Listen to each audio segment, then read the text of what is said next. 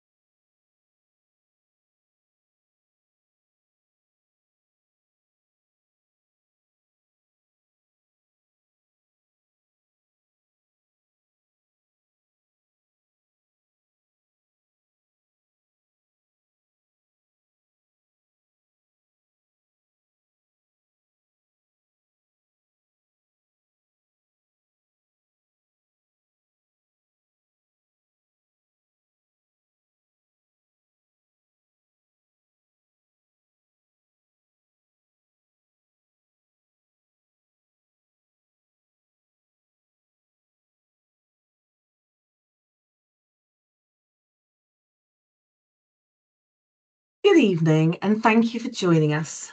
This evening, we will be talking about the resources available in schools to support children and young people who may need additional help. We'll also discuss how schools address the needs of students who are experiencing social, emotional, and mental health challenges, as well as the support systems in place for everyone. Whilst we'll be outlining the types of resources that schools use to support children and young people in Wiltshire schools, it should be recognised that every school is different, and the way that a school addresses the needs of their pupils is up to them according to their unique context. Your child's school's website will have further information about how they address needs through policies, such as teaching and learning policy and their curriculum statements. Next slide, please, Callum. If you need to use the closed captions or subtitles, please click on the CC button, which you can find at the bottom corner of your screen. This will turn on closed captions and subtitles for the speaker's words. You can also change the caption language by selecting Settings, Captions or Subtitles, and choosing the language you want. Please be aware that this function is not available, unfortunately, on the Teams app for mobile devices. So, on with the webinar. I'd firstly like to pass you to Vicky. Thank you, and next slide, please. Thanks, Louise. Good evening, everybody. My name is Vicky Vince, and I am the Send and Inclusion Lead within Wiltshire Council. I'm really pleased to be here with you this afternoon, and I'm looking forward to sharing the information that we have for you. Next slide, please. So as Louise has already mentioned, we want to share with you the types of support that your child may be able to access in their school. In Wiltshire, we talk about this as Ordinarily Available Provision for All Learners, or OPAL. And OPAL describes the support, the resources and the strategies that schools should provide to meet the needs of learners.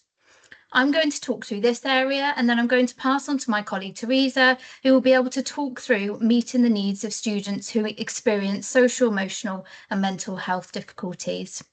Next slide, please. So we're going to start off by thinking about what is SEN? What do we mean by special educational needs, and how is this identified in your school? What we know is that for many children, good quality teaching with a range of strategies and effective resources will meet their needs within their context. What we think of as available to children within that quality of teaching is OPAL, our Ordinarily Available Provision for All Learners, and we will talk lots about this evening. When children need something more than their school's ordinarily available provision, we refer to this as special educational provision. Though this can be because a child has additional needs that need supported in a specific way. And those additional needs can be supported in a range of areas, perhaps with transitions, with making friends, with understanding others, and with making themselves understood. And we refer to those additional needs as special educational needs, or SEN. Next slide, please. In order to explain the difference between what may be in a school's ordinarily available offer and their special educational needs offer, I'm going to use an analogy shared by the Council for Disabled Children. And they talk about a parasol on a beach, and that if we took our class of 30 down to the beach, we could keep many of those children safe under the protection of that parasol. However, for some children, they wouldn't fit into that parasol, so they would need extras to support them and to keep them safe from the sun. They may need a sun hat, they may need sun cream, or they may need sunglasses. When we think about ordinarily available provision, we think about the offer that is available to all children, so the parasol in this analogy. For some children, where that's not enough, they will need something additional to or different from that ordinarily available offer. And in this analogy, that's our sunglasses, sun hat, and sun cream. Now, if you feel that your child's needs are not being met through a school's ordinarily available offer, or the parasol in this analogy, it's important that you talk to your school to share your views and to explain why that you think that might be the case. The school will then be able to discuss that with you and think about whether they may need to assess your child for having special educational needs. If we could go on to the next slide, please. When we think about OPAL, or that ordinarily available provision that's available in schools, we have created a platform that outlines this for you. So when you're having conversations with schools, you can be more aware of the support that should be available for your child. On the screen at the moment, there is a QR code. If you scan that QR code, it will take you through from your mobile device directly to Wiltshire's ordinarily available provision platform.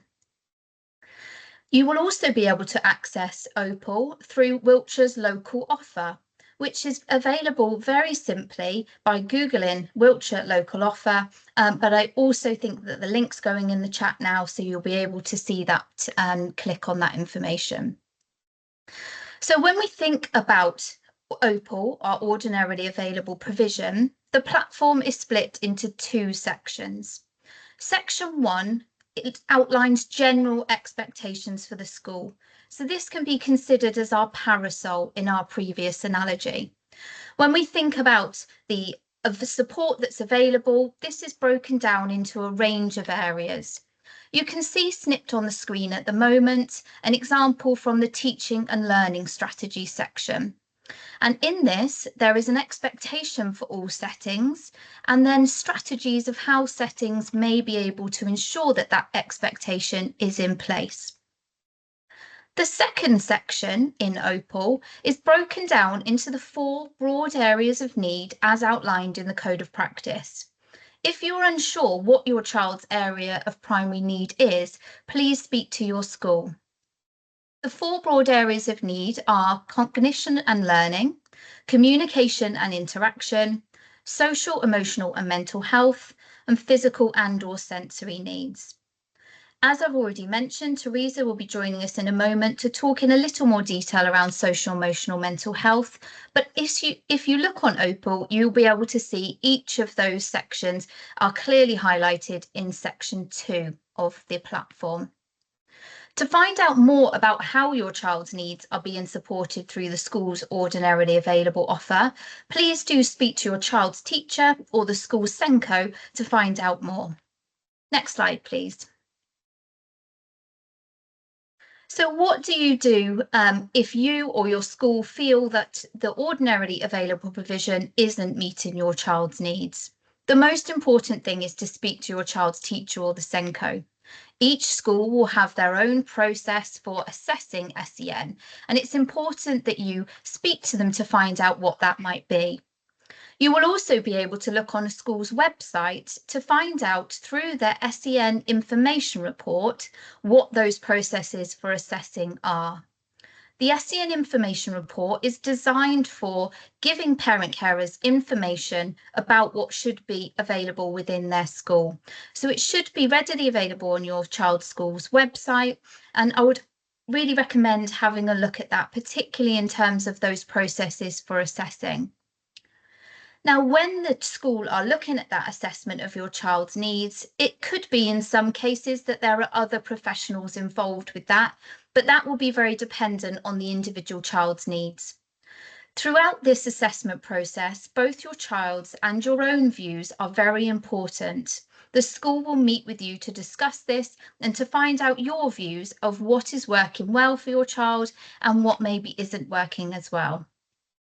It might be that the school are able to extend their ordinarily available offer to meet your child's needs, and so an assessment of special educational needs will not always result in SEN being identified for your child.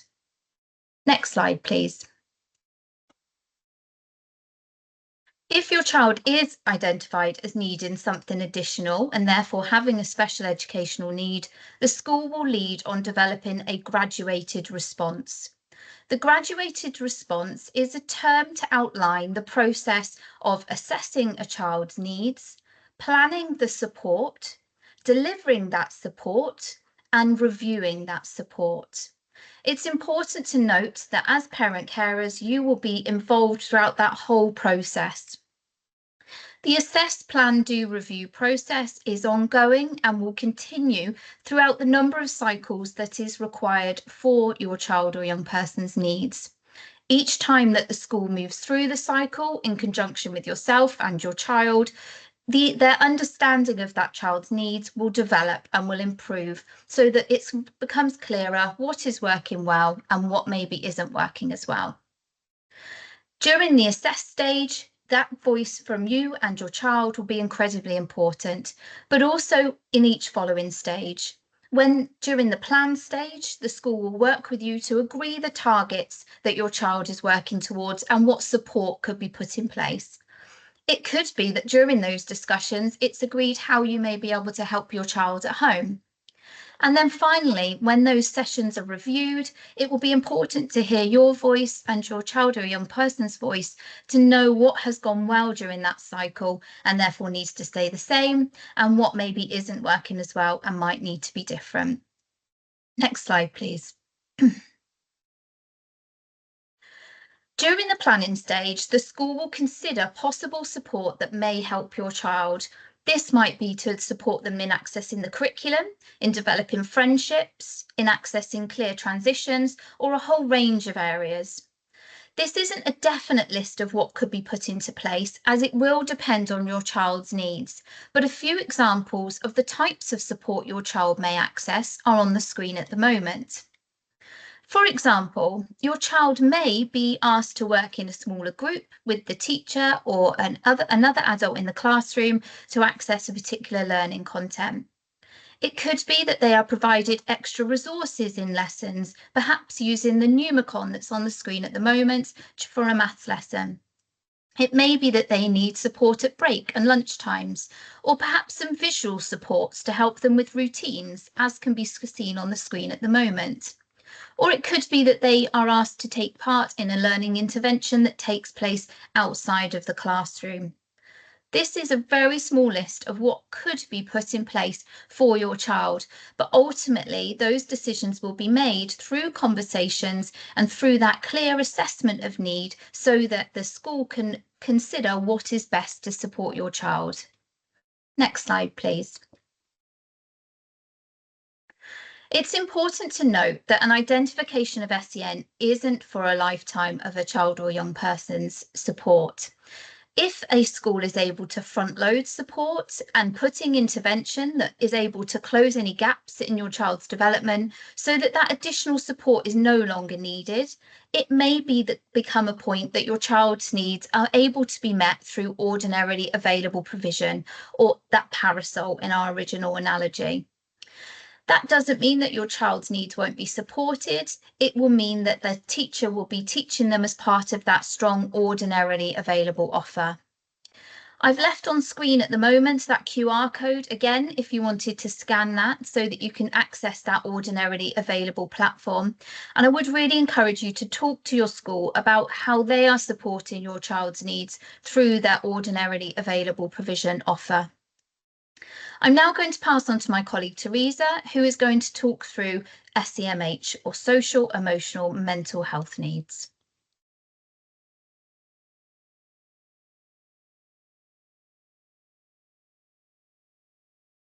Thank you so much, Vicky. I'm Teresa McElroy, so I lead what's called the Behaviour Support Service, and we have a team of SEMH inclusion advisory teachers and support advisors who work with schools around their offer for SEMH in schools. Next slide, thanks. So building on what Vicky has just said, if we look at what SEMH means in school, I'm not sure whether the next bit of that will come up automatically. Can we just click there? So SEMH in schools, the reasons that children may face development challenges around SEMH can be varied. It might be that they just have a different rate of development, so your child may not be making progress in line with other children around some of those social behaviours and their emotional or mental health development. It may be that something's happened for a child or your child around loss or bereavement or trauma in their life that means that their development is possibly temporarily halted for a time. It may be that there are unmet or undiagnosed additional needs. It may equally, of course, mean that there are diagnosed needs, but it might also be something to do with other needs like physical health needs that has an impact on their social emotional development. So they're quite varied and they're quite different from child to child. So again, right. So in school, every school, as Vicky and Lisa said, will have support in school. They will, it's part of the curriculum, it's part of their universal offer, because all children who go to school right up until they leave school need to have a curriculum that supports the development of their social and emotional and their mental health. That's just within the school offer. And every school will have a curriculum that you'll be able to see through the website and talking to the school. What does that include? That involves the direct teaching, that children just don't learn it from the woodwork. How is that taught to them, some of those needs? And they also have policies that are statutory policies around behaviour, so how they support children to exhibit the sort of pro-social and appropriate behaviours. What's the staff training on that? What are the expectations and how's that implemented? It says a lot about the ethos of the school, and we would always recommend that schools look at parents rather, look at that in choosing a school for their child. What works for them? What do they like? So those things have to be in place, not only those policies, but also the SEN policy, safeguarding policies, all associated in the teaching and learning policy will give you a sense about what the school is like. There are also everyday expectations and routines in the classroom that you will get to know about. And if you have questions about it, every school should be expected to answer those questions. What are those expectations? What do they look like? They're often embedded into the behaviour policy, but not necessarily.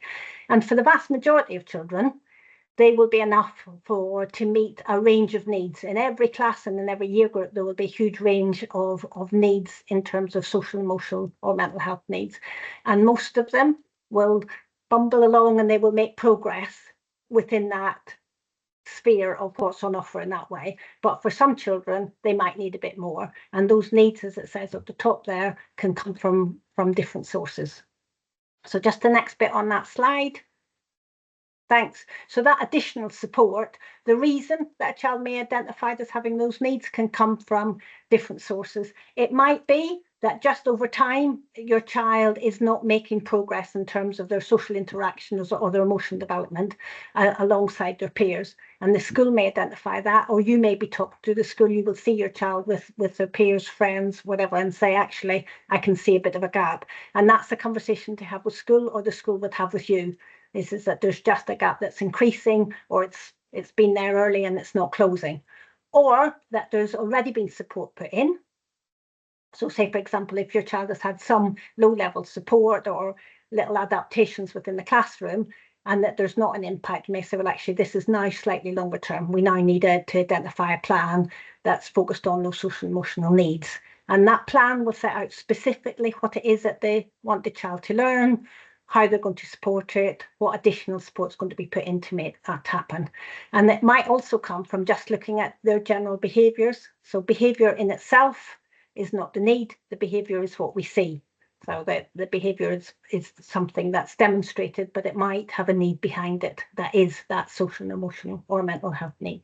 So looking at those behaviours, if your child's not coping in the classroom and that there are behaviours that mean that they're having to leave the classroom or at worst even having suspensions, that might be one of the things. And the government guidance says that should identify possibly over time that there might be an unmet need.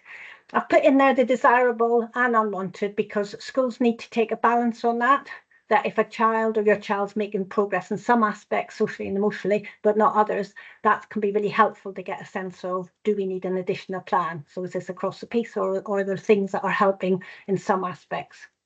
Or it might be that, or it is, that sometimes there's an intensity of need. So, and that might be the stuff around if there's been a loss or bereavement or a trauma, that what we see is a child has some intense need that suddenly spikes, and there might need to be a plan that's put in place to support that for a period of time. Or it might be that actually the needs aren't very high, but over time they're not getting any better. So we might need a support plan just to scaffold and put in that bit of support so that in time we can say they don't need the support anymore because actually they're now in line with their peers. So that's been working, and that's what that SEND support plan, whatever the school calls it, but that's within the code of practice we would talk about SEND support, is aimed to do.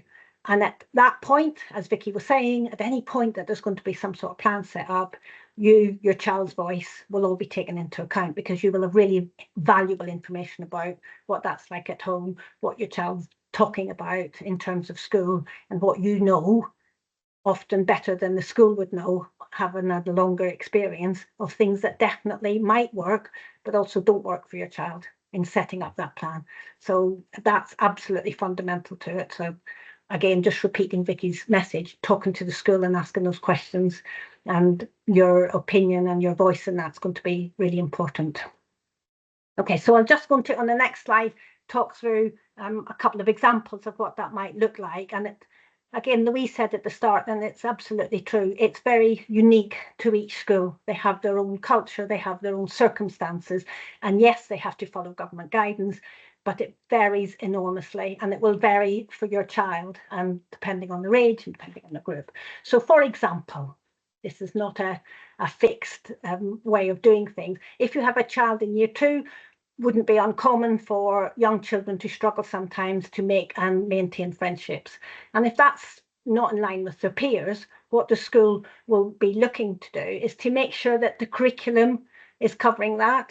So some schools use a program called Jigsaw, which has actual specific modules in there around friendship and resolving difficulties. And if they don't have to use that, if they use something else, it might be looking at how that's helping your child through that OPAL bit. That would be for the whole child. Is that working? And evaluating whether they're understanding that or whether that works.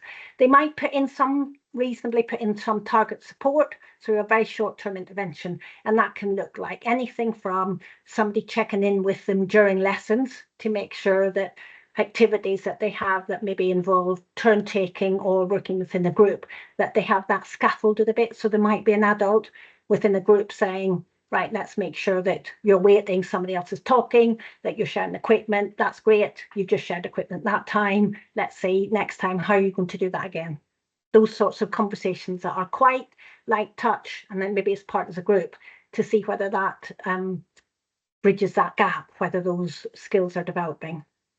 And it might also be that they have a bit of a plan that says, you know, when children struggle, what we know is that they often don't struggle with everything, that there will be times in the school day, there will be times sometimes across the week when things are going better, and it's not just a one picture across the whole time.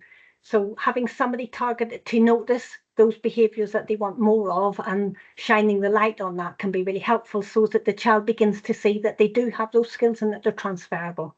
So sometimes it can be that confidence that actually they associate it with the playground, which can be a daunting place for some children. But if they have those skills elsewhere, we can put in support, and schools will often put in support to help the child say, this is how this is working here. Let's see how, try that out, come back and let me know.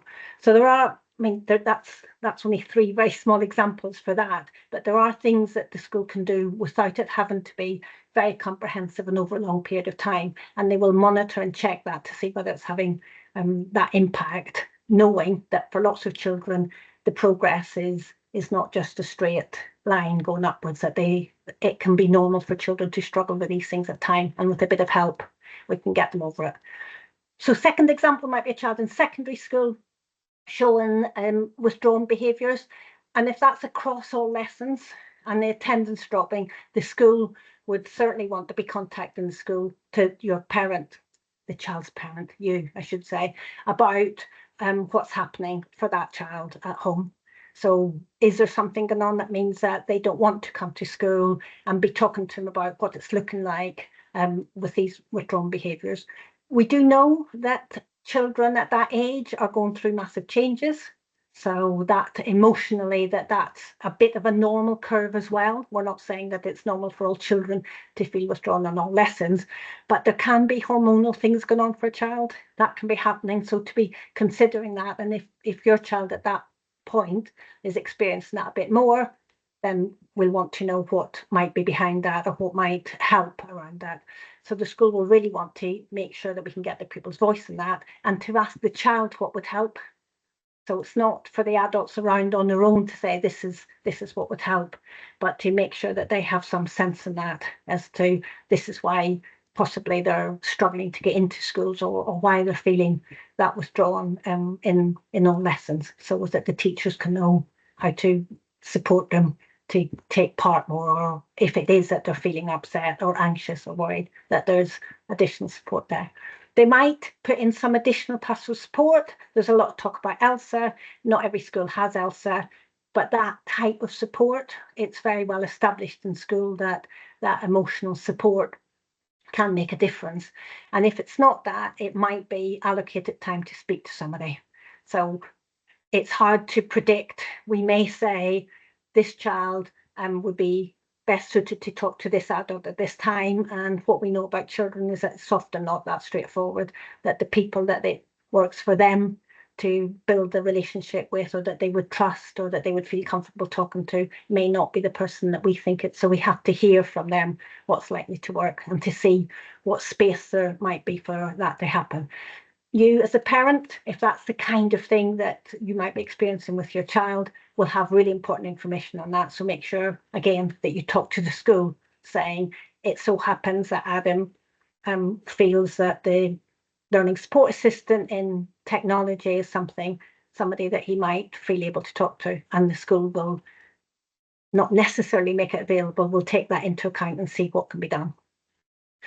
Last example around that would be maybe a child in year 6 who's got frequent episodes of what we would call dysregulation, which is a bit of a technical term, saying that they are unsettled or upset in class. And that would often look like that they are disrupting lessons, or that they've got heightened emotions, so that they are angry or upset or frustrated, any of those things. And again, it's not unprecedented for children of that age to begin to experience that. So again, the school would definitely want to get the child's voice and your voice around what that might be about.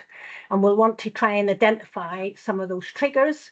What's the things that makes this sort of dysregulation more likely to happen? But again, thinking about that previous example, when is it not happening? Is there some clues in there that means that actually if we can replicate that in another situation, when's it not happening? Because it will not be happening from 9 o'clock in the morning to 3 o'clock in the afternoon. It may feel like that, but there will be moments in there that we can look at and build on.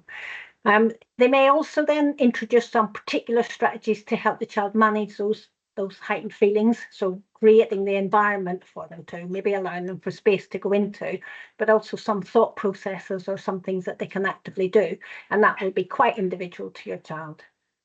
But it is things that primary schools should be thinking about and do think about, that they, again, it's quite normal for children to have those periods, and it's about how they can implement those to help.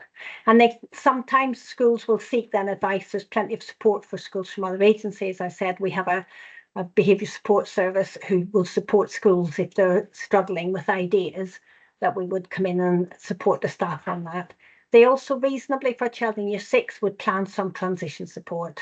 Often children, when they get to year 6, we all have had experience of that, find it difficult to think about that transition. It's a real time of life when things can be difficult just by the time of it, and there can be things that children can be worried about or upset about that we wouldn't even think about. So making sure that that plan of transition hears what the child may want and might make a difference, possibly through you as your voice. It's not an exhaustive list. As we've said, it's a very wide range of things in terms of that social, emotional and mental health. The key message around it is, if you think that your child isn't making progress, or if the school is telling you that there are things happening that your child's not making that progress, have that conversation with the school. Tell them what you know about your child, what works, what doesn't work, what you might think might be helpful, and the school will have to consider how they can support your child's needs.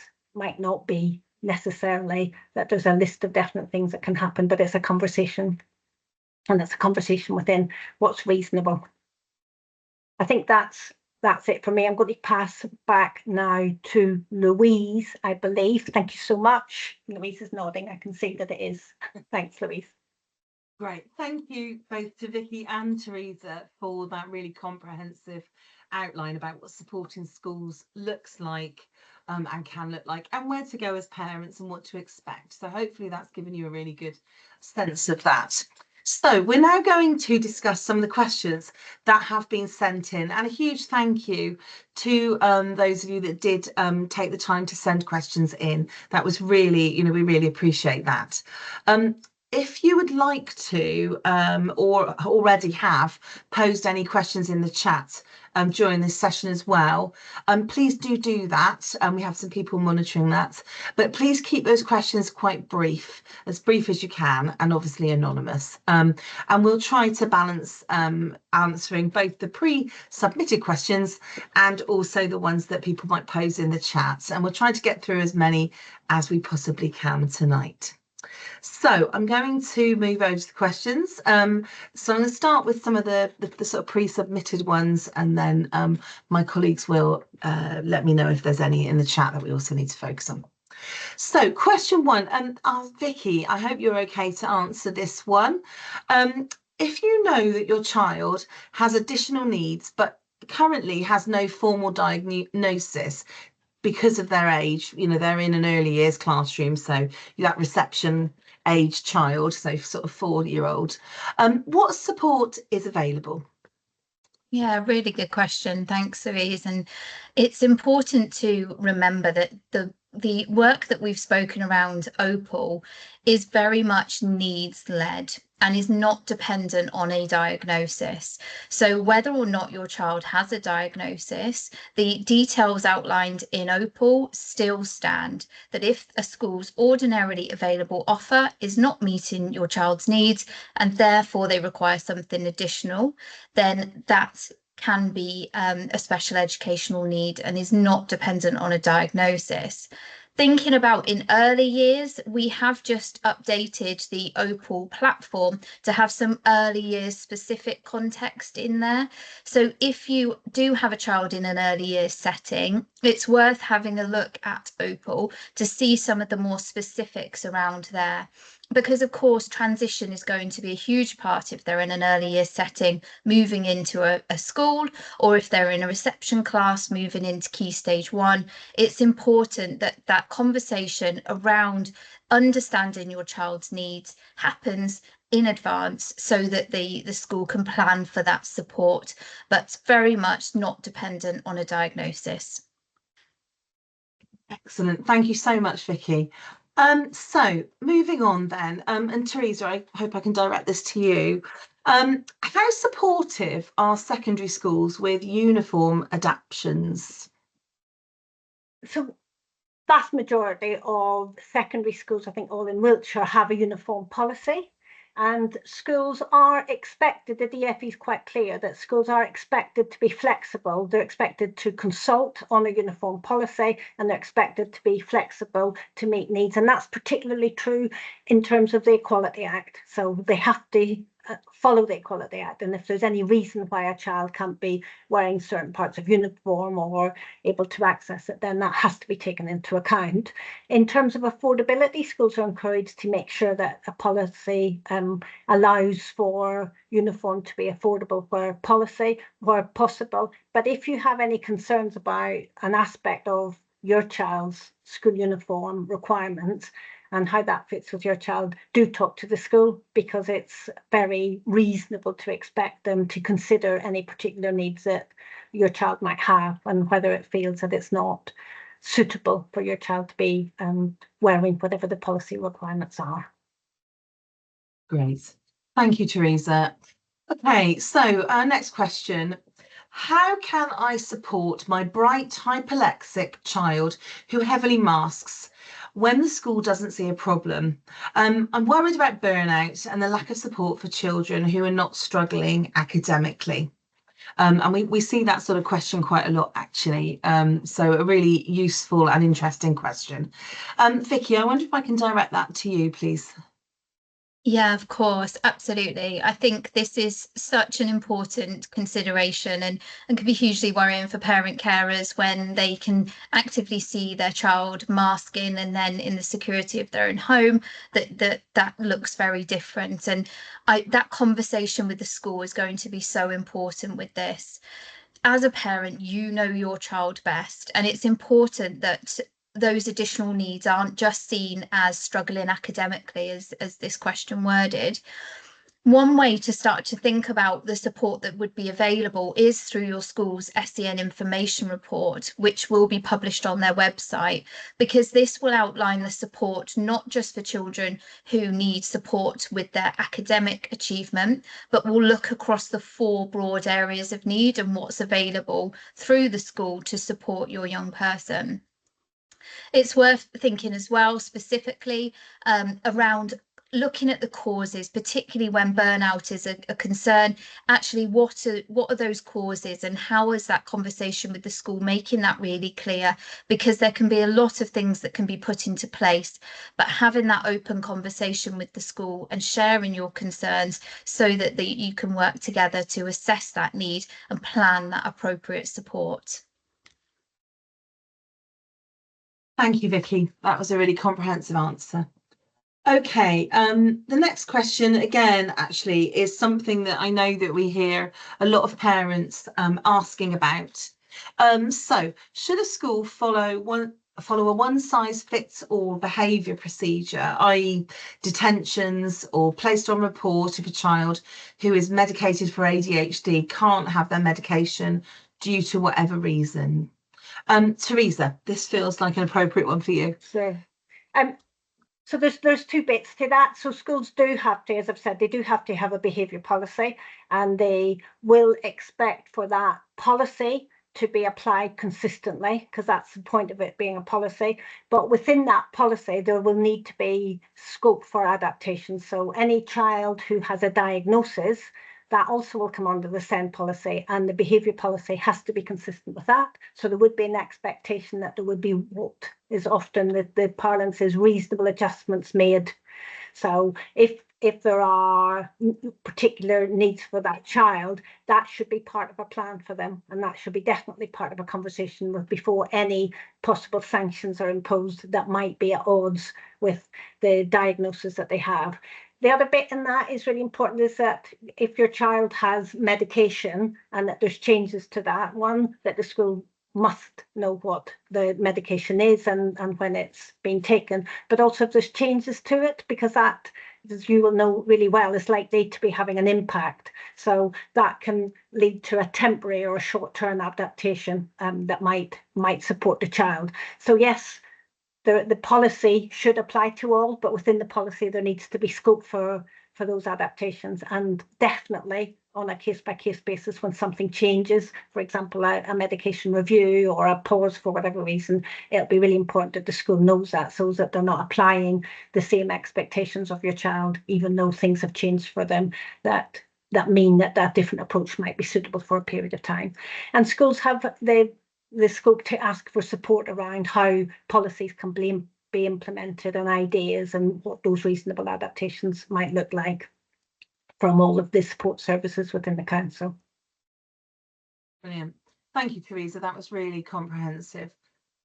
Okay, next question then. So what support is available post 16? So once children have moved, or young people have left that key stage 4 and have gone into their post 16 education, what support is available, and a comparison of what's available for those pupils that do have an EHCP and those that do not have an EHCP, an education healthcare plan.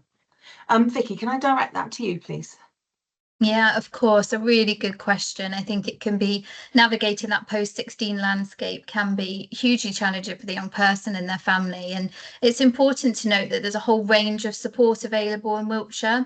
That includes thinking about local mainstream further education providers. So, for example, Wiltshire College at Lackham, Chippenham and Salisbury.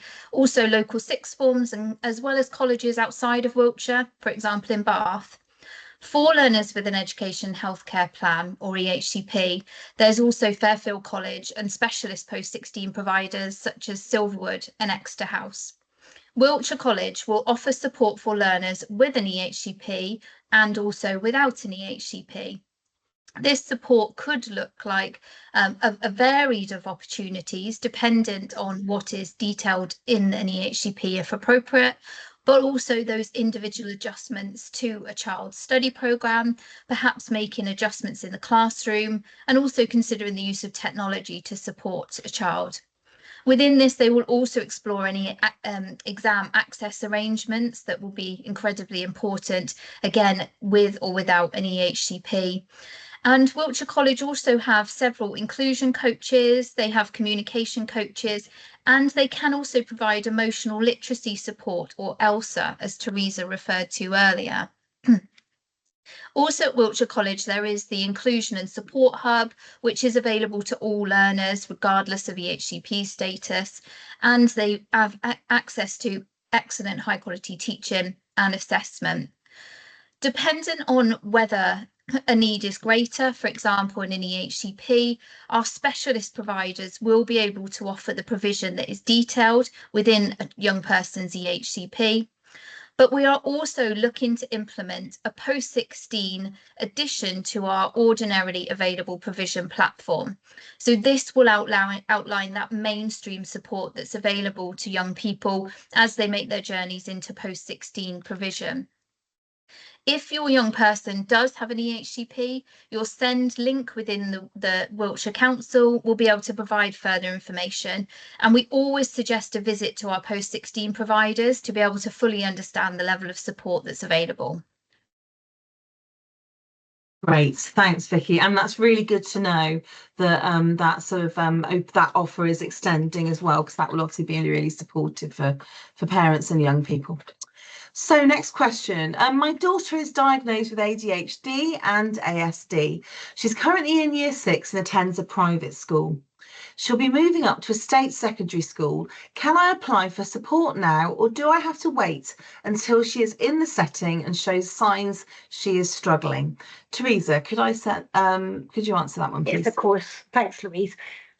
Again, the key part of that question there is about support, really. If your child in the school that they're in now does have additional support, and you know that additional support, other than the class teaching and whatever that school's provision for all learners is, that she already needs something a bit more, it would be really important to talk to the secondary school about that. What does that look like? If you feel that that's key to what she needs to settle in, it'll be really important for the school to pass on some stuff, so make sure that liaison happens as well. If you aren't sure whether it's happened or not between the two schools, that happens.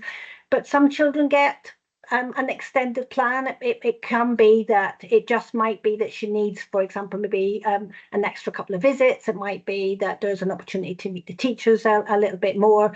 Those sorts of things that you can ask if it might help her, because it'll be quite a different environment. I guess that's what the question's about. This is going to be very different.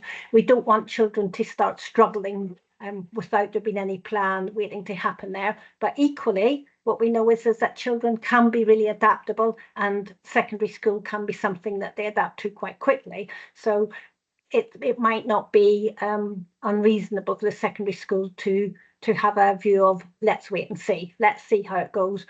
But it will be really important that they know there are things that might be difficult, so that there's a plan in place should she find it difficult. But again, absolutely, if you as a parent are sure that you know, knowing her as you do, and knowing from the diagnosis that there are certain things that are going to be difficult for her, have that conversation and say, can we preempt it? Can we get an additional transition support plan in place to see how she goes? Or can this be ready? Let's see if she can fly and cope without it, but can it be ready? If not, so that we're ready to step in with a safety net, so that it's nothing's in place and then there's a sudden cliff edge and suddenly very difficult for her. I hope that helps. Really, it's just about that communication with the school and making sure that the other school can pass on any ideas. And it's what works is going to be really important, but also what doesn't work. We don't want schools wasting their time putting in strategies that have been tried by you or tried by the previous school and just don't work for her. So both of those things are important to be sharing with the school. Brilliant. Thanks, Teresa. That sharing, those relationships and that communication is always so important, but especially so with that scenario. Thank you. Okay, other than ELSA sessions, are there any other ways that schools can give extra support to a child that seems to be struggling with their self-esteem and anger issues, particularly at home? Teresa, sorry to ask you again in quick succession, but that's appropriate for you, yeah. And again, across the piece in primary and in secondary schools, as children, I say those hormone changes and coming to teenage years, it is normal for children to have struggles at different times, and for that emotional pathway not to be very straight at times. So the curriculum should support it. The school should have things in place already that help teach that stuff and help support it. Absolutely, there should be additional support. It's part of that code of practice piece that says that this can be additional need. Behaviour is not the need. It's the social, emotional and mental health need, and it can be supported broadly at OPAL. It can be supported broadly across the piece, as we've said before, that the children don't need an individual plan, but equally there could be a short-term plan. And it doesn't have to be ELSA. As we've said, ELSA is not something that schools have to offer. It's something that some schools decide that they're going to spend some of their money on, but there can be other ways.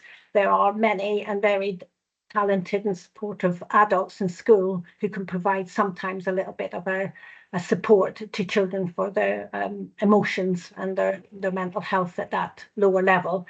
And sometimes there's group work. So, more often in primary schools, definitely more often in primary schools, but sometimes those group activities can be something that can make a difference rather than it being individually focused for children. And that very sharing of some of those needs and that development is something that can be really productive and supportive for children. Whatever it is, it will be something that the school will be reviewing to make sure that it's having an impact. And in reviewing it, you as a parent will hear your child at home, and your child will have a take on what's happening. Your school will have also a take on what's happening. So triangulating that will be really helpful. So your perspective of how your child's doing, their perspective of how they're doing, and the school's perspective, because somewhere in the middle you get a plan as to what's likely to work. And there will be as unique a way of doing that as your child is, whether it's individual focus for a period of time, group, or whether it happens within the classroom. And I don't want to minimize things, but there is a lot of normality as children grow and develop around those dips, around self-esteem at times, and around those feelings and how they can manage and express those feelings.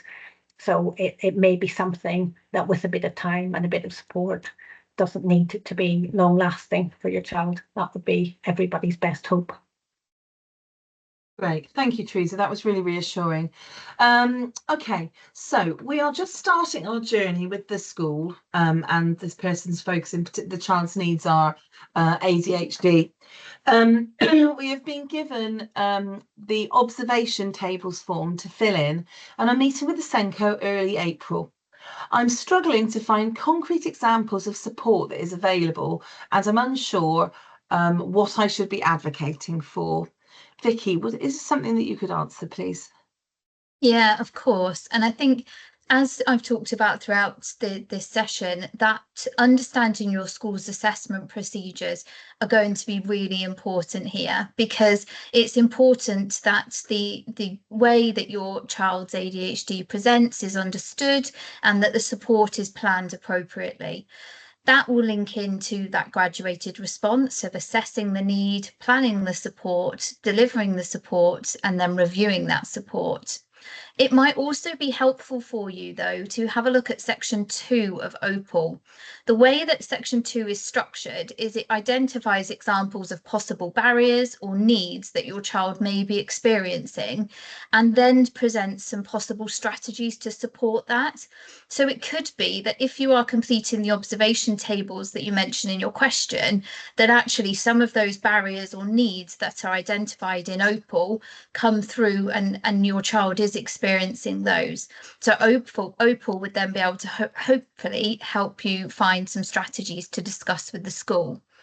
Worth thinking as well about then having that conversation with the school. Is this within the school's ordinarily available offer, or is this something that would be considered as additional to or different from? Thank you, Vicky. That's great. Okay. Again, Vicky, this might be, I think this is probably appropriate for you, this question, if you don't mind. If your child has a diagnosis and is struggling in a school setting, assessed by an EP called burnout, should they have a support plan in school, or should they be applying for an EHCP, an educational healthcare plan? What if your child is a high masker? And again, we focused on this before, didn't we? And schools say the issues are at home. Vicky, again, could you talk to that, please?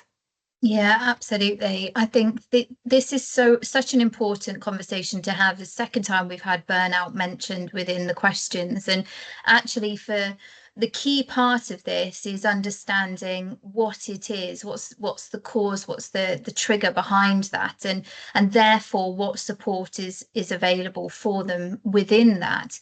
Now, in some cases, that will be available through a school's ordinarily available provision. So it may not be appropriate to apply for an EHCP. It could be that that stretches beyond that, and that actually the needs of supporting that young person with the burnout and other associating difficulties goes beyond that ordinarily available offer, and that actually the school needs to consider that additional support. Whether or not that child has a diagnosis, again, because we are a needs-led county, it is important to know that actually it's how the child is presenting, but that isn't just at school, that is across the wide range of support. And your views as parent carers and your young person's views are so important in that actually, how is this translating at home? And is there anything we can do during the school day to support that young person to be able to regulate, so that when they get home, they're not experiencing that same high level of burnout? Great, thank you, Vicky. So, Teresa, should the school provide more support for my son's emotional struggles, even without ELSA trained staff? The school claims that lack of funds, despite large class sizes, they've got lack of funds, even though they've got large class sizes. Also, if he gets assessed, will he still be denied extra support? Thanks, Louise. So the school is expected that, I mean, the question is provide more support for my son. So the school should be supporting your son if he's struggling emotionally, and just that stuff we talked about earlier. If he's not making progress, so if things aren't getting better, or if he's not in line with his peers and there seems to be a gap that's prevailing or getting bigger, well, then the school does need to consider that there will be additional support. What that support looks like might be different from school to school. So there is not an absolute that it needs to be, as we said, it doesn't have to be ELSA, it doesn't have to be a particular way. Again, back to what Louise said at the start, it will be particular to your school. The consistent needs to be support. Your child is in, if it's a mainstream school, they're entitled to a mainstream offer, and that will include a range of things at that ordinarily available provision and then at some targeted support. So whether that's for a very short period of time, whether that's with other children, or whether that's on his own, or whether that's some additional support in class, that would be for the school to determine what that can look like and then to review it. It's all about the review, isn't it? It's all about, if we try something, we need to be sure that it's working, because at best, if it's working, we want to celebrate that success, and schools will need to celebrate that success for you to say he's not struggling as much, so therefore that's been successful. Should he need that again, it's there. We know that it's worked in the past, we'll try it again. But equally, if it's not worked, we know that schools don't always get the right strategy or the right support at the right time, and how they know that is to be able to review it. And part of the review is his view, I know I'm repeating myself, and your view in that. So that conversation is key, is he continuing to struggle? Is that bit working? It's working there, but it's not working there, so we need to change that bit, or it's just not working at all. He's not finding it helpful. We come back and we look again. It's only in time if it feels that that's just none of those reasonable adjustments. We've tried this, we've tried that. It doesn't have to be a big individualized one-on-one package.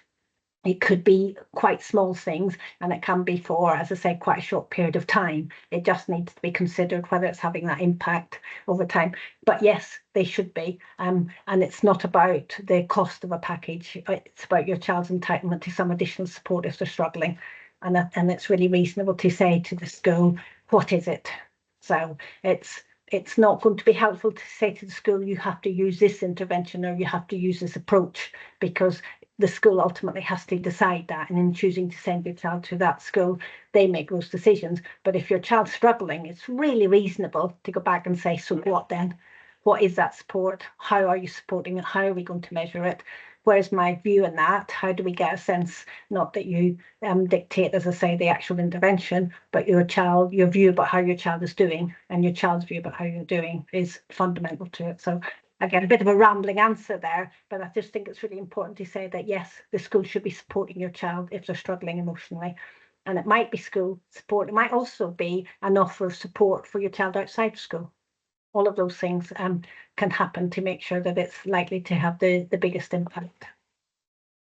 Great, thank you, Teresa. But okay, just going to ask Vicky this question. It has come in. So the school will tell me that they don't have the notional £6,000 pounds, the notional SEND funding that we get, that I've been told that they should have for my child who has special educational needs, as it is used as part of their normal costs and provision and not really available.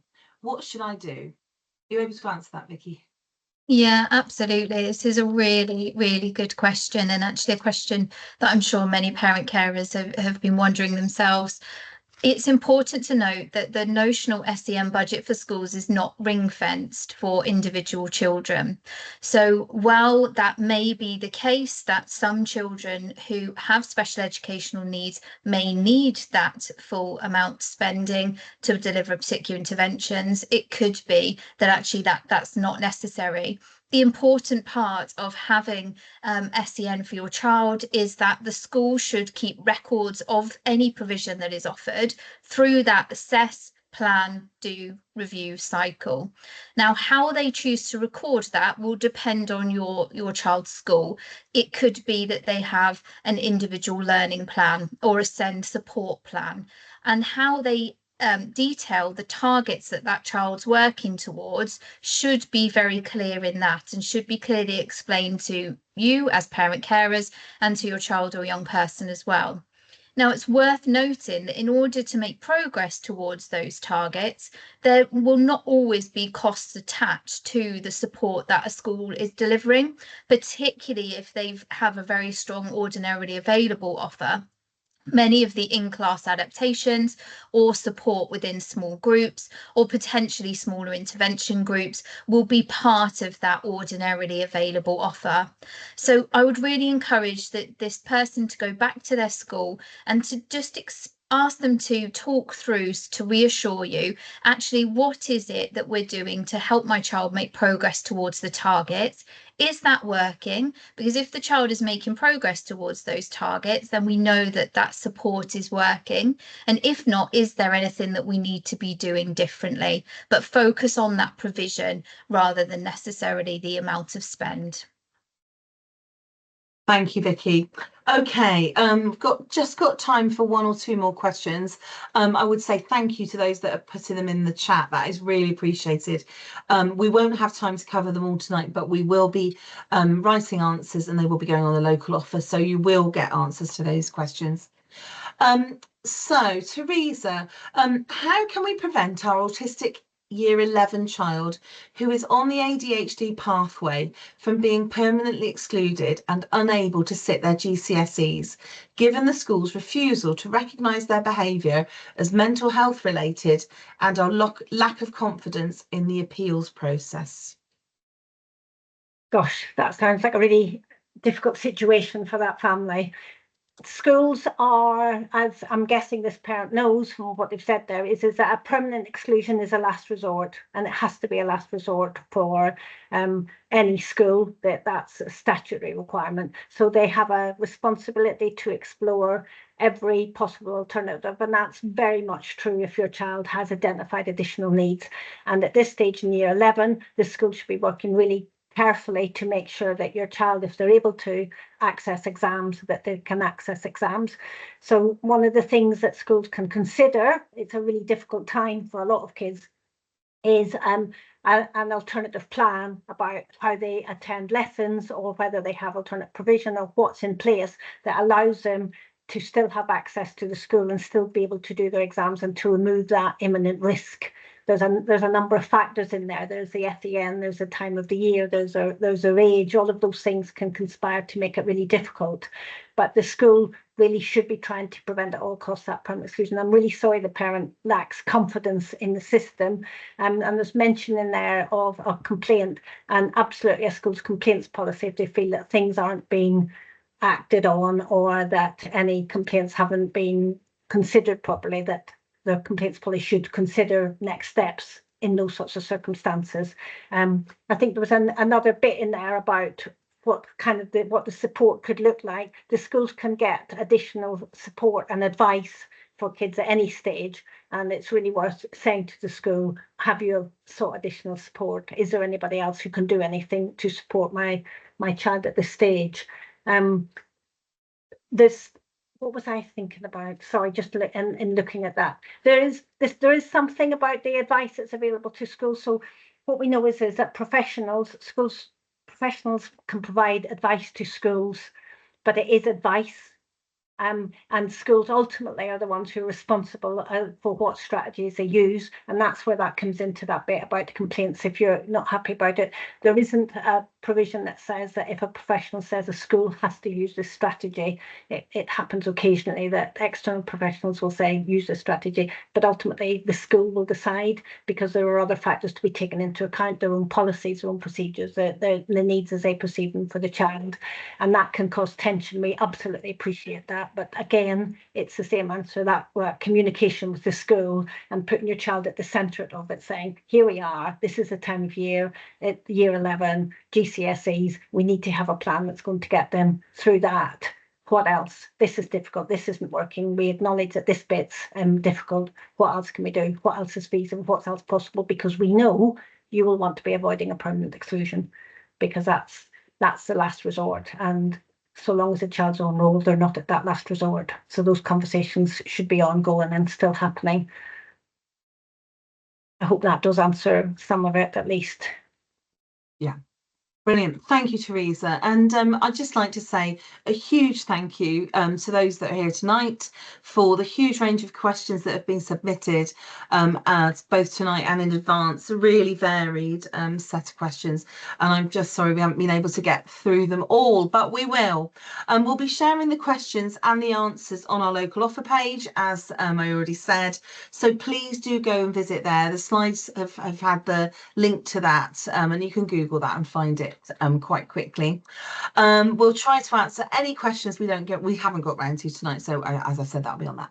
So last slide then, please. Again, thank you for joining us today. I hope it's been really interesting and informative for you. Thank you for taking the time for sharing those thoughts and questions. And thank you for all of the presenters and behind the scenes contributors tonight. We really look forward to working together with you as we move forward together for both for your children and young people for them to achieve and succeed in Wiltshire schools. So thank you and good night.